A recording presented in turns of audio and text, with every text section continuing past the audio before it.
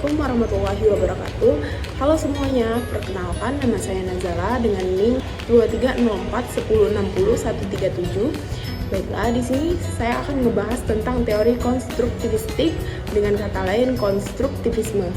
Baik, kalian sebelumnya udah tahu belum apa itu konstruktivisme? Kalau kalian belum tahu, mari simak videonya. Baik, kita masuk ke pengertian konstruktivistik atau dengan kata lain konstruktivisme. Yang berarti konstruktif berarti bersifat membina, memperbaiki, dan membangun. Sedangkan isme dalam Kamus Bahasa Indonesia berarti paham atau aliran. Konstruktivisme merupakan aliran filsafat pengetahuan yang menekankan bahwa pengetahuan kita merupakan hasil konstruksi kita sendiri. Konstruktivisme merupakan sebuah teori yang sifatnya membangun dari segi kemampuan, pemahaman dalam proses pembelajaran. Sebab dengan memiliki sifat membangun, maka dapat diharapkan keaktifan daripada siswa akan meningkat kecerdasannya. Menurut pandangan konstruktivisme, seorang pengajar, guru, atau dosen berperan sebagai mediator dan fasilitator yang membantu proses belajar siswa dan mahasiswa agar berjalan dengan baik.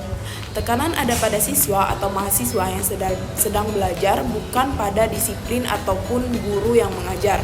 Fungsi mediator dan fasilitator dapat terlihat dalam tugas seperti menyediakan pengalaman belajar yang memungkinkan siswa dan mahasiswa bertanggung jawab membuat rancangan, proses, dan penelitian, menyediakan atau memberikan kegiatan-kegiatan yang merangsang keingintahuan siswa dan membantu mereka untuk mengekspresikan gagasannya. Lalu yang terpenting memonitor, mengevaluasi, dan menunjukkan apakah pemikiran siswa atau mahasiswa berjalan atau tidak. Selanjutnya kita masuk ke karakteristik teori konstruktivisme.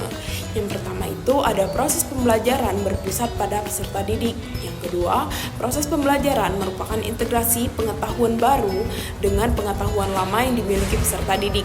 Yang ketiga, pandangan yang berbeda di antara peserta didik dihargai sebagai tradisi dalam proses pembelajaran.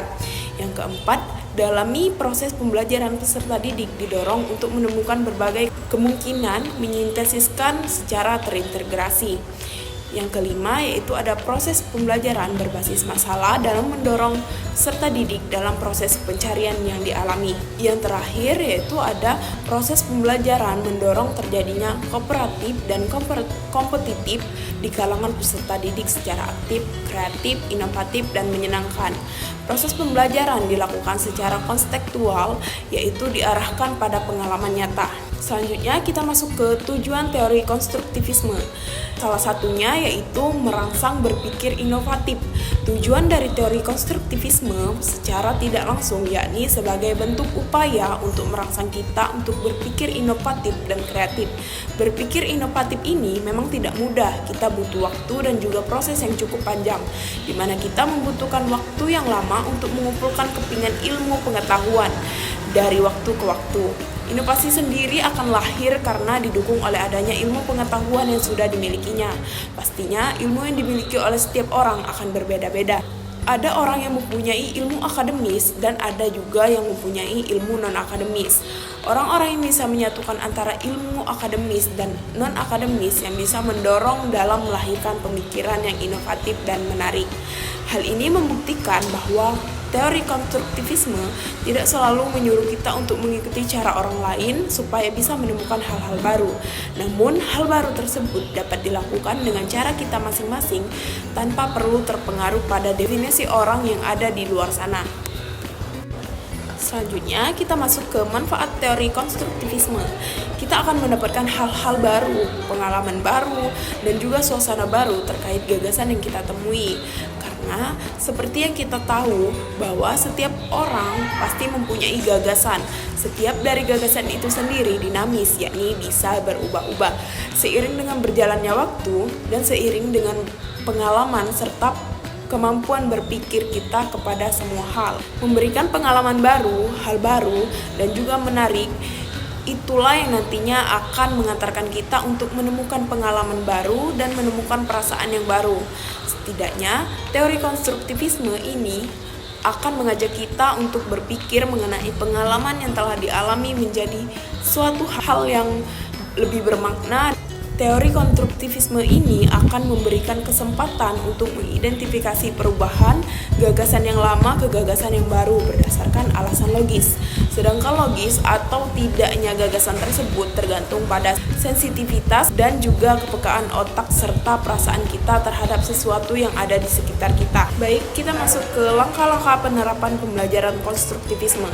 Menurut Nanang Hanafiah dan Cucu Suhana dalam bukunya yang berjudul Konsep Strategi Pembelajaran, langkah-langkah penerapan pembelajaran konstruktivisme, persepsi guru pada fase ini memulai dengan mengukur pengetahuan siswa sebelumnya dan menetapkan berbagai kegiatan.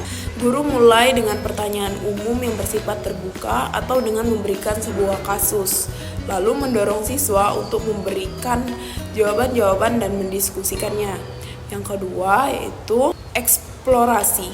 Siswa pada fase ini melakukan kegiatan yang ditetapkan guru di fase sebelumnya dan memberikan kesempatan untuk kerja kelompok. Yang selanjutnya, diskusi dan penjelasan konsep. Siswa diminta untuk melihat kembali dan menganalisis serta mendiskusikan apa yang telah mereka kerjakan. Guru dapat memberikan pengarahan yang terstruktur. Yang selanjutnya, aplikasi. Selama fase ini, guru meminta seluruh kelas untuk mendiskusikan hal-hal dan temuan serta membuat kesimpulan.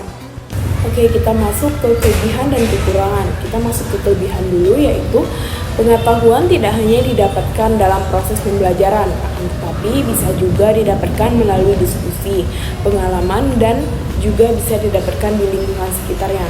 Siswa dapat lebih aktif dan kreatif. Pembelajaran menjadi lebih bermakna berarti menginteraksi informasi dalam struktur penelitian lainnya. Pembelajaran tidak hanya mendengarkan dari guru saja, akan tetapi siswa harus bisa mengaitkan dengan pengalaman-pengalaman pribadinya, dengan informasi-informasi yang dia dapatkan, baik dari temannya, tetangganya, keluarga, surat kabar, televisi, dan lain-lain. Baik, kita masuk ke kekurangan. Belajar merupakan suatu proses pembentukan pengetahuan. Peran guru dalam pendekatan ini, guru atau pendidik berperan membantu agar proses pengonstruksian pengetahuan oleh siswa berjalan lancar. Guru tidak menerapkan pengetahuan yang telah dimilikinya, melainkan membantu siswa untuk membentuk pengetahuannya sendiri. Sarana belajar pendekatan ini menekankan bahwa peran utama dalam kegiatan belajar adalah aktivitas siswa dalam mengonstruksi pengetahuannya sendiri. Baik, itu saja penjelasan dari saya mengenai teori konstruktivisme. Kesimpulannya, teori konstruktivisme merupakan pendekatan belajar yang menyempurnakan dari teori belajar behavioristik dan kognitif. Konstruktivisme sebaiknya digunakan pada pelajar yang sudah dapat berpikir secara kritis. Konstruktivisme bertujuan untuk meningkatkan pemahaman siswa karena dalam teori belajar konstruktivisme menekankan pada keterlibatan siswa dalam menghadapi masalah-masalah. Melibatkan pelajar aktif dalam proses pembelajaran yang dihadapinya karena mengandung sistem pembelajaran penemuan discovery learning dan belajar bermakna, itu meaningful learning. Sekian dari saya. Assalamualaikum warahmatullahi wabarakatuh.